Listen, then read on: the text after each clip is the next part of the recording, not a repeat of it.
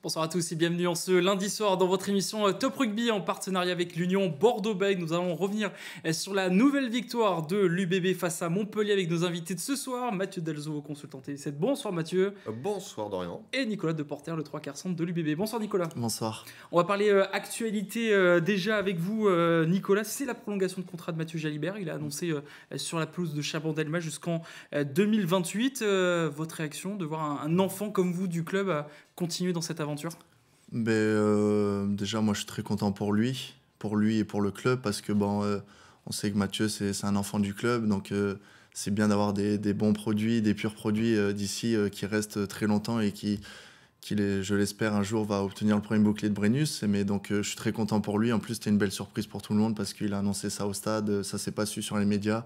Il a fait ça bien, je trouve, et c'est très bien pour tout le monde. Ouais. Un petit mot de vous également. Vous avez repris ce week-end face à Montpellier avant de détailler ce résumé qui est très court. Vous allez voir le résumé au bout du score. Beaucoup de détails quand même. Voilà, 9-6, vous allez voir. Mais comment vous êtes senti sur ce retour à Chabandelmas? Est-ce qu'il n'y a pas eu des petites impressions un peu par rapport au premier plaquage? Non, franchement, déjà j'étais très content de retrouver Chaban, de reprendre à Chaban, parce que c'est toujours plaisir de retrouver ce public. Encore un guichet fermé, c'est extraordinaire, et j'attendais que ça, cette reprise, parce que un mois et demi de convalescence, c'est long. Je me rongeais les ongles avant de reprendre le rugby, mais ça fait du bien, même si le score il n'est pas ce qu'on attendait. Mais il y a victoire quand même, c'est le principal, mais ça fait du bien de retrouver les copains et le terrain. Ouais. Ouais, c'est un bloc réussi pour l'UBB. Et le résumé avec vous, Mathieu? Résumé très court. C'est ce qu'on va retenir, effectivement. Le résumé, on va l'envoyer, effectivement, pour ceux qui n'ont pas eu la chance de voir cette rencontre. La foule était là, il y a eu un petit rayon de soleil, ça n'a pas duré longtemps. Le brouillard est vite revenu après sur Chaban.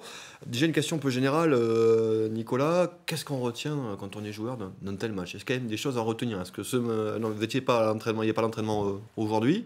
Ou personnellement, qu'est-ce que vous pouvez tirer comme enseignement d'une rencontre comme celle-ci? On verra le résumé demain, ouais, parce qu'aujourd'hui on n'a pas eu d'entraînement, mais les matchs, ça peut jamais être parfait comme on le souhaite ou comme on a pu en faire.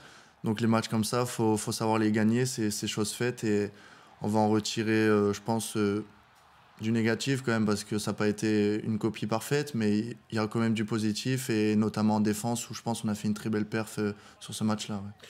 Avec une équipe de Montpellier qui a su quand même aussi faire déjouer. C'est les équipes pénibles, comme on dit. Il y en a en championnat. Montpellier, c'est peut-être ce qui se fait de mieux comme équipe pénible. Forte en conquête, forte en défense, du jeu au pied. C'est vrai que c'est difficile de trouver la clé quand on est sur le terrain face à ce type d'équipe. Ouais, bien sûr. Montpellier, on sait c'est quoi leur style de jeu. C'est une passe, très fort à l'impact. Ils vont cogner à deux et après ça tape au pied. Donc oui, il y a eu beaucoup de duels aériens avec cette nouvelle règle maintenant où on n'a plus le droit à l'escorte. Il y a eu beaucoup de ballons perdus ou quoi. Mais c'est des styles de jeu qu'il faut savoir aussi contrer en match. Et donc on va s'entraîner sur ce match pour les matchs à venir que sur les autres équipes qu'on aura affrontées comme ça. Ouais. Justement, quand ça reviendrait, ce type de match, c'est possible aussi en Coupe d'Europe. On a vu déjà des équipes aussi anglaises qui est capable comme ça de fermer le jeu, de faire que du jeu au pied. Quelles armes on peut avoir quand on connaît le potentiel offensif de l'UBB, que vous incarnez très bien? Comment est-ce qu'on peut faire? Est-ce qu'il faut tomber dans ce jeu-là ou est-ce qu'il faut rester sur son propre style de jeu? Non, je pense là au contraire, on est tombé dans le jeu de Montpellier, ce qui a fait qu'on n'a pas su mettre en place notre propre jeu. Donc je pense que là, cette semaine, on va faire un bon résumé pour entamer la Coupe d'Europe, parce que c'est un championnat nouveau. Et on va mettre clos à ce match maintenant et passer à autre chose, je pense. Bon, c'est vrai qu'après, on va le voir dans le résumé, il y a quand même 2 essais refusés pour des en avant, un petit peu limite aussi. Donc c'est vrai que ça se joue à pas grand-chose aussi. On pourrait très bien avoir eu des essais ce soir et commenter une victoire avec des essais. Oui, bien sûr. Après, ça reste 2 essais refusés. Nous, on sait qu'à Bordeaux, on a des gros objectifs et on aimerait bien marquer plus que 2 essais. Donc on peut penser que c'est un match raté, même s'il y a du positif. C'est pas le meilleur match de notre saison, on va dire. C'est le premier match sans essai pour l'Union Bordeaux-Bègles. C'est le premier match sans essai aussi tout court du top 14 cette saison, il faut le savoir. Donc voilà, c'est un petit record qu'on a ici à Bordeaux. C'est surtout dit aux Montpelliérains qui sont venus jouer le coup parfait, l'équipe de pénible. On voit Max Lucu qui a été quand même le grand bonhomme aussi de cette victoire, parce que c'est vrai que dans des matchs compliqués comme ça, il faut des leaders de jeu capable de remettre tout le monde dans les rails, que ça s'éparpille pas, qu'on se disperse pas, parce que c'est comme ça qu'on peut perdre un match contre une équipe comme Montpellier. Donc Max a un rôle très important dans cette rencontre. Ouais, c'est sûr, c'est 6-3, 6-6, 6-9, c'est très serré. Donc sur une interception où on a bien vu Maël, il fait lui aussi un en avant de son côté. On peut voir que juste un essai peut faire basculer le match d'un côté ou de l'autre. Donc c'est sûr d'avoir un joueur comme Max qui a bien la tête sur les épaules, qui sait bien contrôler son équipe, ça fait plaisir de l'avoir à ses côtés. Ouais. Tu es content de ne pas avoir le capitaine ce samedi là. Si, je pense que ça ne change pas grand-chose parce que Max, c'est un très bon capitaine et il sait ce qu'il fait sur les matchs et il sait bien regrouper son équipe. Et heureusement qu'il a été là pour ce week-end et pour cette victoire-là. Ouais. On voit donc la fin du match quand même. À noter, je pense que les avants demain vont avoir du travail à la reprise parce que c'est vrai que les mêlées ont été quand même à l'avantage des Montpelliérains. Sur le paquet d'avant, avantage quand même Montpellier, des problèmes en touche, en mêlée. Après, ouais, on l'avait vu que Montpellier, c'est la plus gros pack du championnat, donc on s'y attendait. Moi, je pense qu'après, on était sur un peu des retrouvailles parce qu'il y avait beaucoup de joueurs internationaux qui étaient dispersés, que ce soit Tatafou, Tama ou encore d'autres joueurs comme Bochat, Gazotti qui revenaient. Donc là, je pense que c'était un peu un match de retrouvailles et ça allait mieux pour les matchs à venir. Ouais.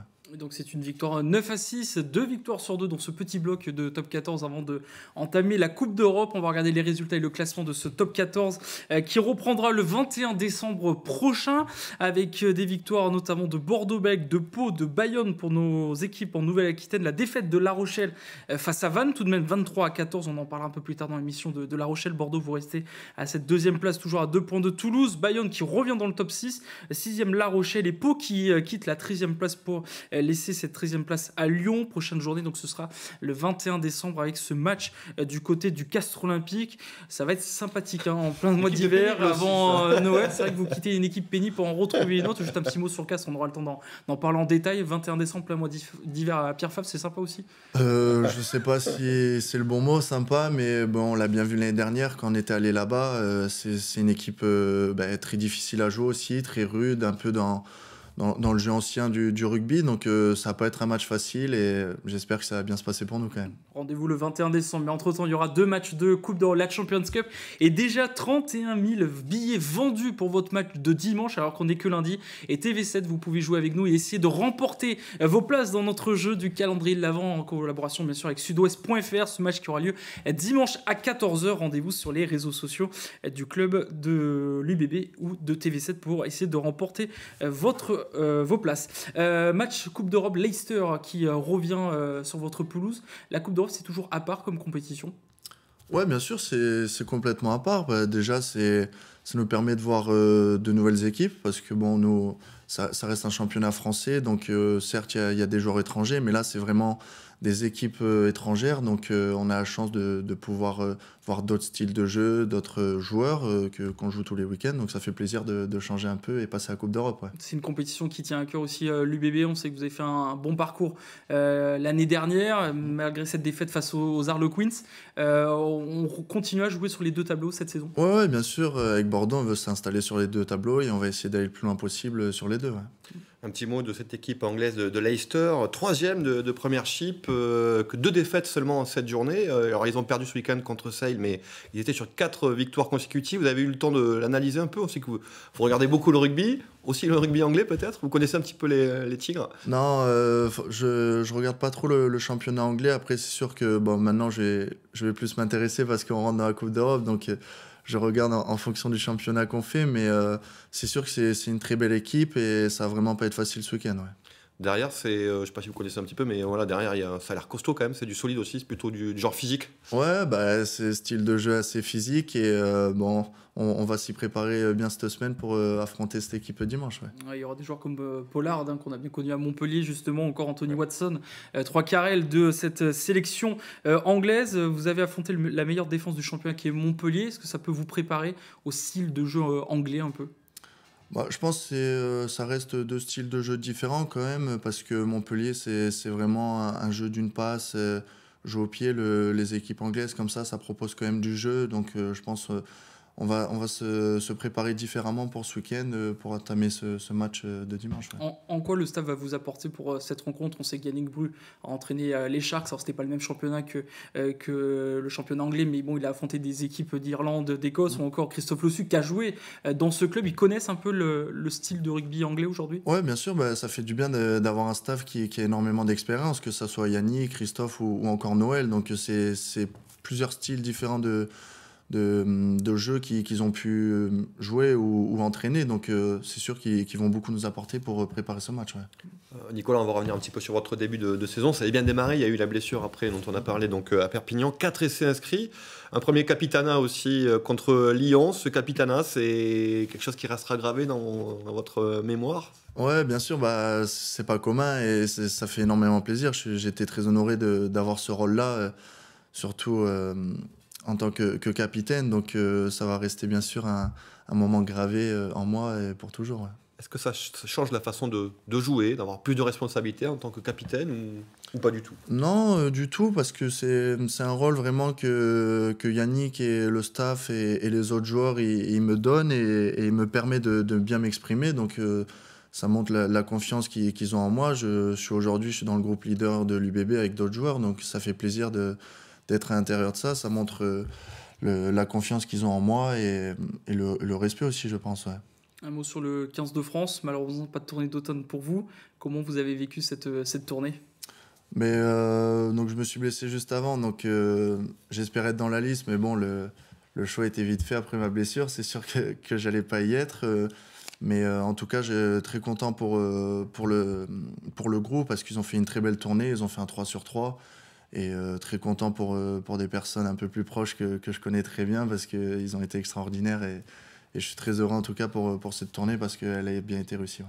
Vous faites évidemment allusion à Louis Bielbarré qui continue d'exploser. Alors là, vraiment au grand jour, hein, comme on dit, toute la France a l'air de le découvrir. Bon, il vous surprend encore quand même ce qu'il arrive à faire là, jeu au pied, reprendre derrière à pleine vitesse, c'est quand même bon. Ouais, franchement, il a mis la barotte là. Il me surprend toujours. Enfin, il est extraordinaire ce gars parce que il est droitier, mais maintenant il tape du gauche et donc. C'est devenu sa spécialité, j'ai l'impression de récupérer la balle, taper du gauche, que ça soit rasant ou au-dessus, et après je glisse et je marque. C'est devenu sa spécialité, c'est sa petite marque de fabrique, et j'espère que ça va continuer comme ça pour lui. Ouais. Un mot également sur la puissance en montée de Emilien Gaëtan, que vous connaissez bien aussi.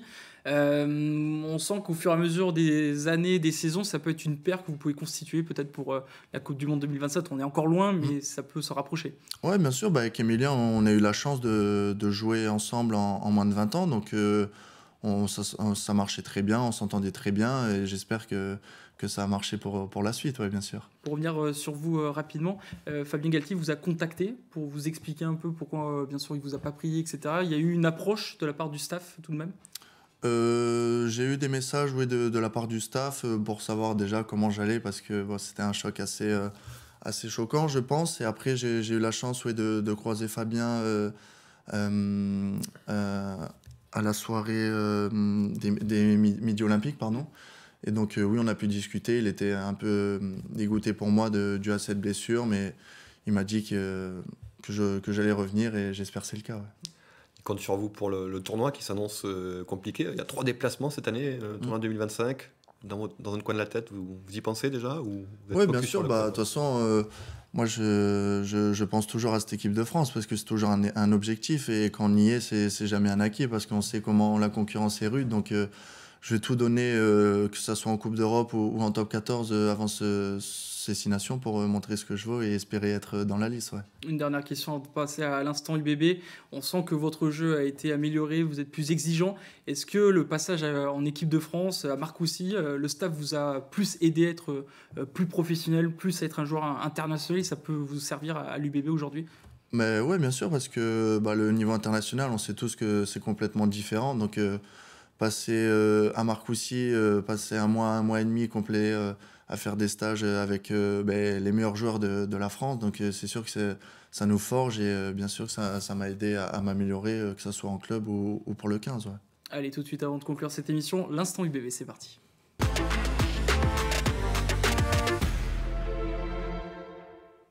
L'instant UBB de Nicolas Deporter, c'est pour mieux connaître vos joueurs, chers supporters de l'UBB. Plusieurs questions. On sait que vous venez d'Ison, vous êtes un pur produit du club de l'UBB, tout comme Mathieu Jalibert. On sent que le président Laurent Marty compte sur ces jeunes pousses. Première question, quel est votre geste technique préféré ? Pour pas vous mentir, je vais pas vous dire que c'est le jeu au pied. Mon geste technique préféré, non, franchement, le plaquage, j'aime bien. Ah bah j'allais vous demander justement, quand on voyait un 3/4, est-ce qu'on préfère mettre un bon gros tampon? On a vu sur quelques images tout à l'heure que vous étiez aussi capable de mettre des gros plaquages. Un bon gros plaquage ou un essai, même derrière un ballon porté, un essai un peu moche? Vaut mieux un beau plaquage? Ouais, un beau plaquage offensif. Ça fait vibrer quand même. Ouais. Moi j'aime bien la défense. Quel est votre meilleur souvenir en match? Mes meilleurs souvenirs en match, Bordeaux ou général? Il y en a tout plein. Déjà les premières phases finales que j'ai vécues à Bordeaux, c'était à Saint-Sébastien en demi-finale contre La Rochelle. Enfin, ça reste plein de moments gravés en moi, ou que ce soit mes premiers matchs en équipe de France, c'est que des bons souvenirs. Mais globalement, dès que je rentre sur le terrain, passer un moment avec les copains et devant surtout le public à Chabans, ça reste un bon souvenir. Et le moment sportif qui vous a procuré le plus d'émotions, que ce soit en tant qu'acteur ou supporter même, ou téléspectateur, même le plus d'émotions, ça resterait quand même ma première Marseillaise à Cardiff avec l'équipe de France. Quel est le joueur rugby ou hors rugby qui vous fait rêver? Qui me fait rêver, actuellement je vais dire Léon Marchand, parce que il a été extraordinaire sur les JO. Qu'est-ce qu'on veut de plus? Il est extraordinaire, ce mec, il gagne tous les records du monde. Il est impressionnant. Et sinon, j'ai toujours été marqué par, je l'ai déjà cité, Aurélien Rougerie ou Yannick Josion. C'est des joueurs qui m'ont marqué à mon poste et donc dont je m'imprègne aujourd'hui. C'est des joueurs qui ont été extraordinaires. Ouais. Léon Marchand performant, mais toulousain quand même, il faut le préciser. Ouais. Et Rougerie, clairement, toi, Nicolas, c'est quoi votre truc pour déconnecter du rugby? Vous mangez beaucoup de rugby, hein. Vous aimez vraiment ça, mais est-ce qu'il y a quand même un petit truc pour déconnecter? Un cinéma, la pêche? Non, franchement, j'ai testé le golf, mais ça marche pas trop. Ah. C'est vraiment compliqué. Non, sinon, on passe énormément de temps à jouer aux cartes avec les copains et ça nous fait déconnecter. On se raconte des saucisses et ça fait du bien. Et pour conclure, est-ce que vous avez une superstition dans les vestiaires? Alors pas du tout. Moi je rentre dans les vestiaires, je fais 2 tours de vélo et 3 pompes pour me chauffer et après je sors sur le terrain à la dernière minute et après l'échauffement collectif passe et après le match et dès que le coup de sifflet est commencé, là je suis dans mon match. Parfait, très simple, très classique. Merci Nicolas Deporter Merci à vous d'avoir été avec nous sur ce plateau. Mathieu, on va continuer, on va parler des autres clubs de Nouvelle-Aquitaine, Pau, Bayonne et La Rochelle. Il y a de quoi dire du côté de la Charente-Maritime. À tout de suite.